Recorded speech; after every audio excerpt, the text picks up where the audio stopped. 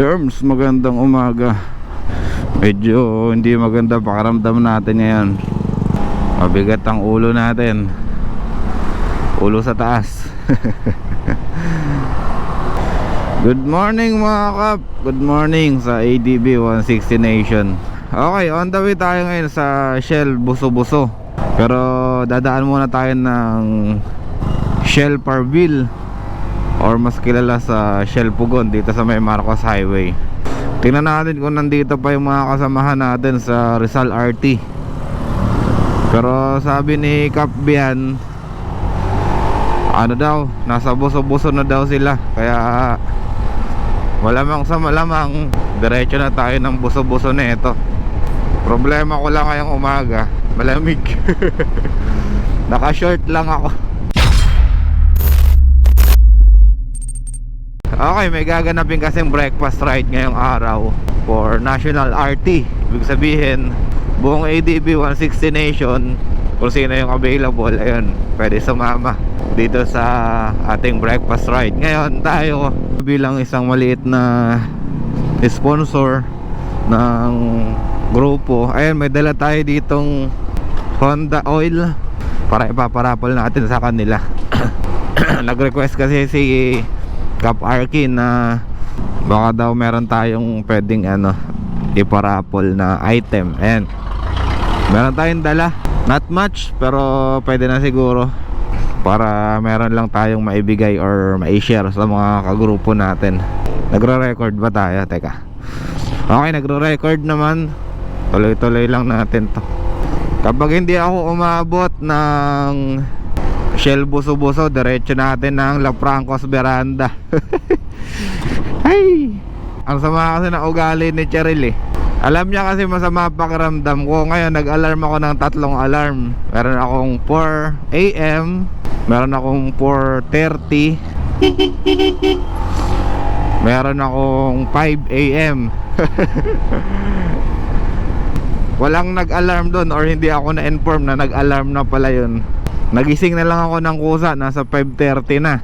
So nag-prepare pa ako ng sarili ko. Di na nga ako naligo eh, para umabot lang dito. Ayan, tingnan yung oras, 6:06 na ng umaga. Hindi na tayo aabot talaga pag ganyan. Pambihira talaga to si Cheryl. Alam niya kasi medyo tayo ngayon, medyo masama talaga pakiramdam natin. Naririnig niyo naman siguro yung medyo may pagkangungo ako. Hindi naman sipon pa lang naman, pero mamaya eto, na-expose tayo sa lamig. Baka di natin alam kung saan hahantong tong natin, nararamdaman natin. By the way nga pala, mamayang madaling araw din, linggo ng madaling araw, mamaya papunta rin tayo ng Bicol. Solo ride lang, solo ride mag-isa. Alis tayo ng mga 4 AM siguro or 3 AM para maaga-aga. Day tour lang tayo. Daytime ang biyahe natin, daytime. Kailangan putok na yung araw para medyo safe tayo sa daan. Mahirap na mag-rides ng solo tapos gabiyahe ka ng madaling araw. Okay, nandito pa lang tayo sa junction. Diretsuin ko kaya ng Antipolo to. 1:30. Ang dala nga pala nating item ngayon ay 10 set ng change oil. Ibig sabihin 10 pirasong Honda Oil na fully synthetic, yung kulay blue 1 liter. Tapos 10 gear oil din na kapartner niya, syempre Honda din. Tapos mayroon tayong additional na gear oil, yung ating Uni Oil na gear oil. Pwede natin ipatry sa kanila. Available din kasi sa shop natin yung Uni Oil. Ngayon baka hindi pa nila natatry yun, papatry natin. Hindi ko makita yung jersey ko na ADB 160. Nawawala na naman. Hindi ko alam kung saan nakasampay or saan nakatago. Kaya ito suot natin ngayon. Tapos meron din tayong isang Street King na side mirror, yung kagaya nito. Yung mga nagtatanong kung anong side mirror yung gamit natin, ang tawag dito in general Street King. Made from alloy syempre, kaya medyo mabigat din siya. Tsaka matibay. Lamig nga. Kaya nagdala rin tayo ng 1 piraso para ayun, ma-share natin sa kanila. Malamig na dito Kakayanin ko kaya to hanggang Buso-Buso? Kaya yan. Dapat talaga kinuha ko yung jacket na yun. Ang ano ko kasi, ang tansya ko kasi hanggang Shell Parville lang ako dito. Hanggang Shell Marcos Highway lang ako. Kaya ganito lang yung get up natin. Shoutout nga pala sa lahat ng member ng ADB 160 Nation. Maraming salamat sa inyo. Maraming salamat sa pagsuporta ninyo sa shop namin, JR Motoworks. Syempre, nandito kami lagi para sa inyo, para magbigay ng magandang serbisyo para sa mga motor ninyo, especially yung mga dumadayo mula sa malalayong lugar.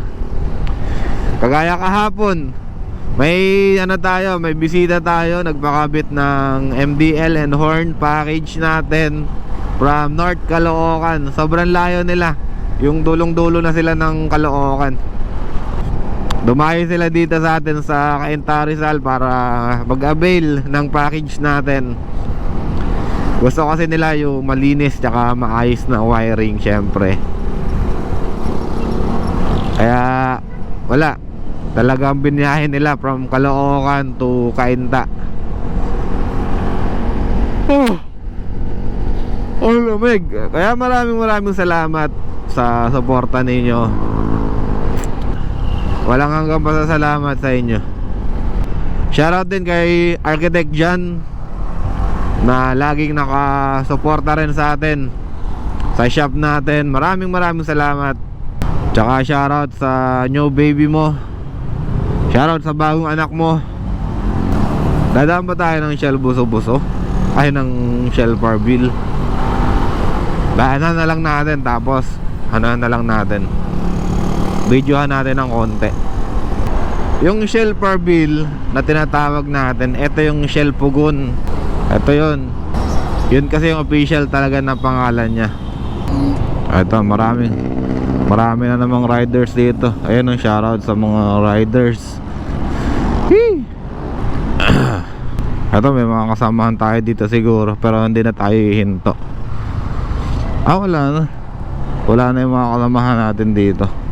Umalis na siguro. Di bale, okay lang yan, kaya naman natin takbuhin to mag-isa. Wala naman tayong problema tumakbo mag-isa. Mas gusto nga natin yun, mas mabilis, walang antayin. Last year, same venue, La Francos Veranda, nagkaroon din tayo ng breakfast ride dito. Siyempre nagdala rin tayo ng parapol nun. Nagdala tayo ng parapol, yung 4 na laser gun, pinarapol natin. Ngayon wala tayong dalang ilaw, langis lang tsaka side mirror. Ayan. Nandito rin pala si Parak Clothing. Ayan, shoutout sa'yo Parak. Ito, number 1 pa sa number 1 na supporter din ng ADB 160 Nation, si Parak. Ayan, shoutout sa'yo. Maraming salamat din sa pagsuporta sa grupo. Ayan, nakita ko na to, na-meet ko na to si Parak one time nung unang breakfast ride namin dito sa La Francos Veranda. Ako kaya medyo alanganin ako dito sa breakfast ride na to kasi bukod sa hindi nga maganda yung pakiramdam ko, medyo masama talaga.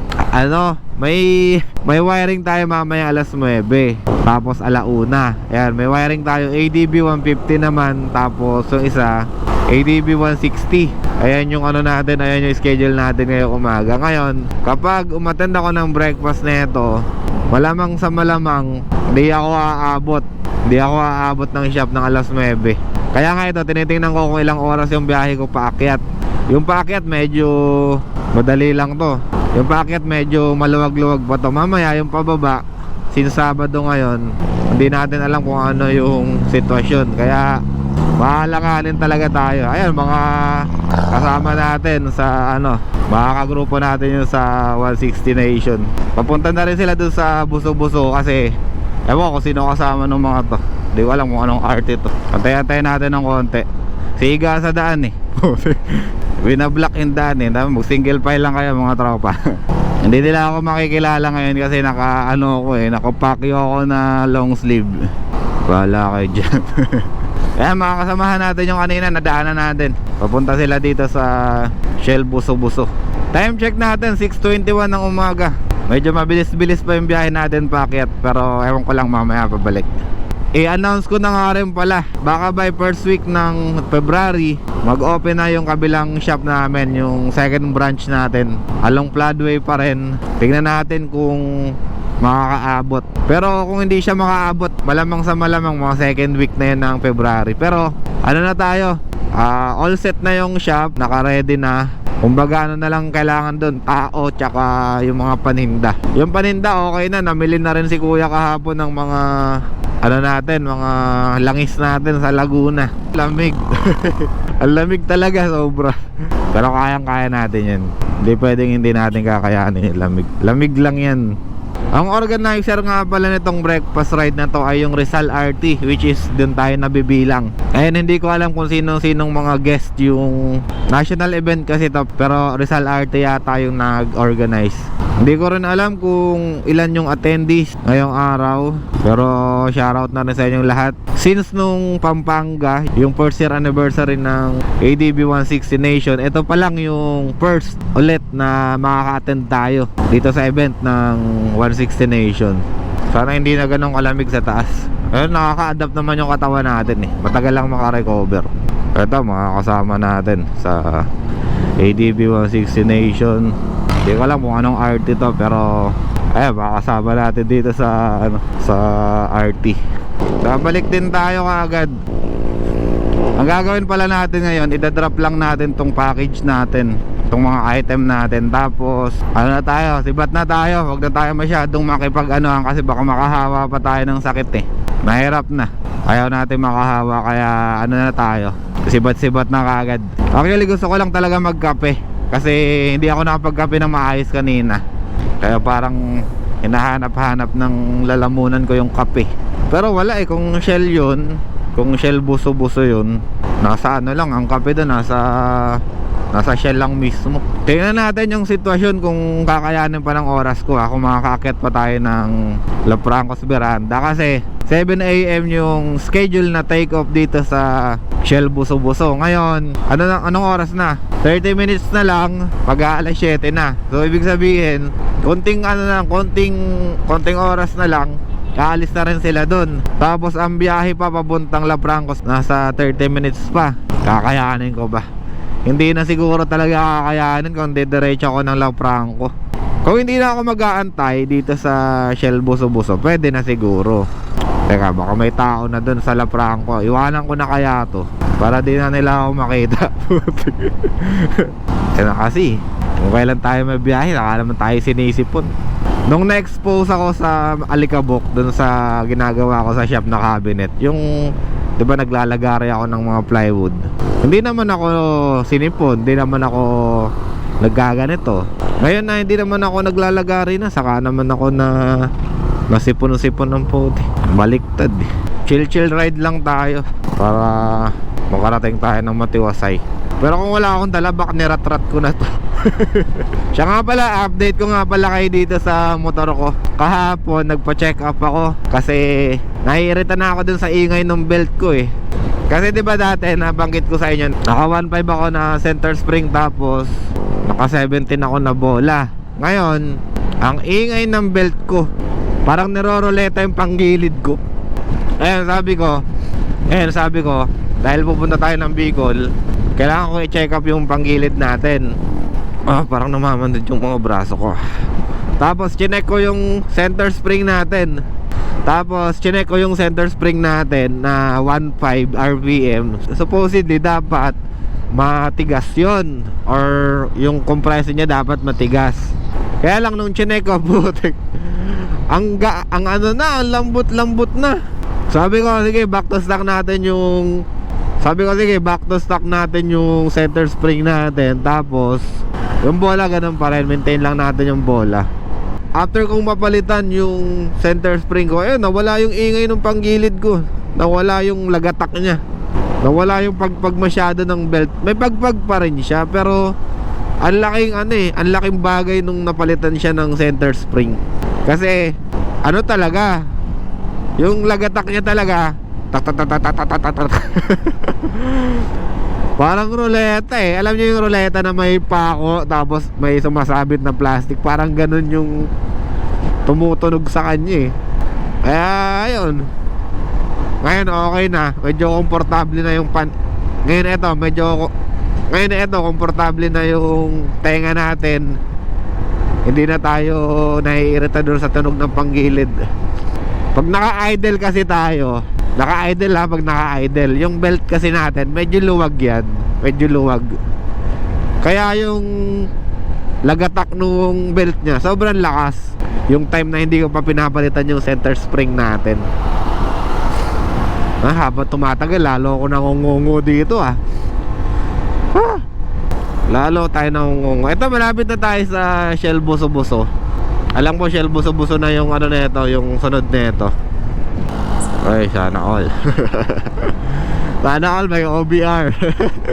Absent yung OBR natin ngayon. May pasok daw siya Tanggal ang lamig. Sa OBR na makapit.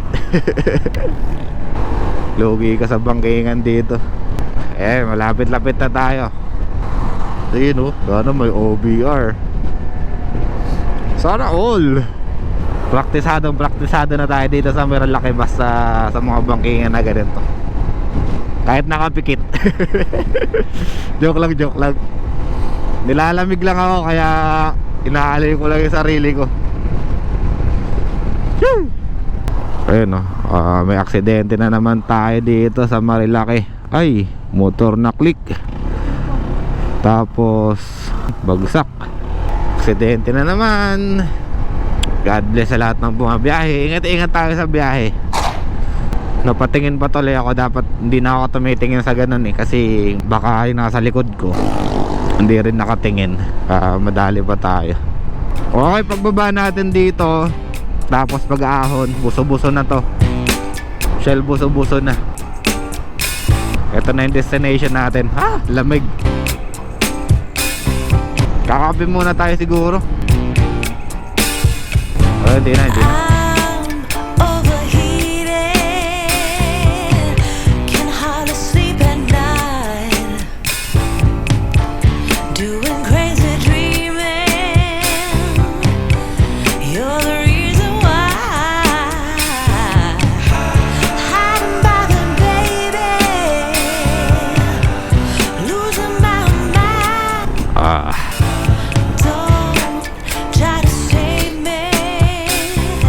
Ito, makakasama natin sa 160.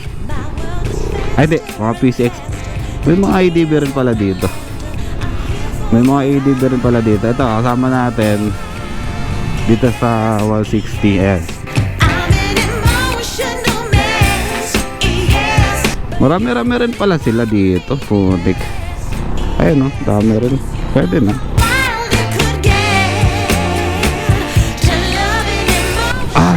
Hanapin natin. Ay, sige. Okay. Dito tayo.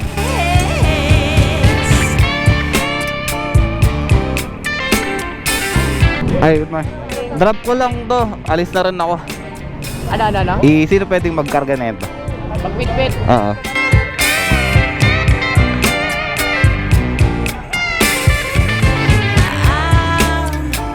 Medyo masama kasi yung pakiramdam ko. Hindi ako Baka makahawa pa ako.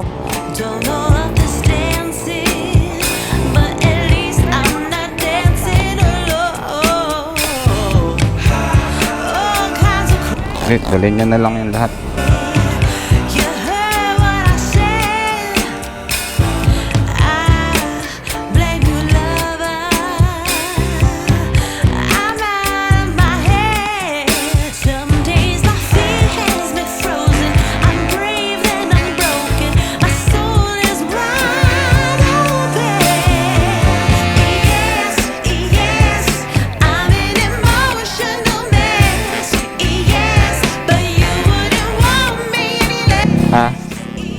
Hindi na, medyo masama yung pakiramdam mo kasi dapat hanggang ano lang ako.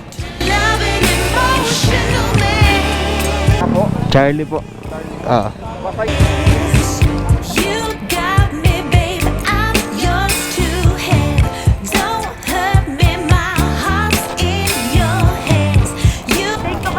Sige.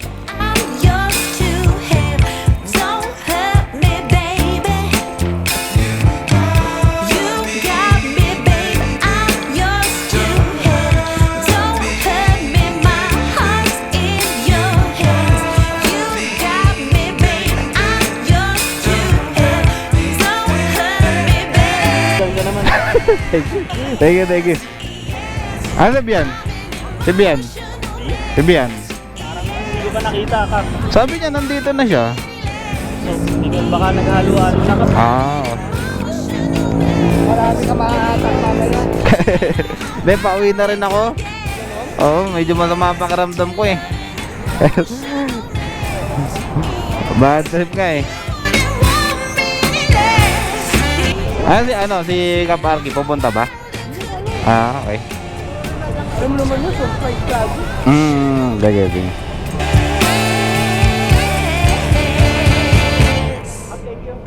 Ingat kayo ah, ingat.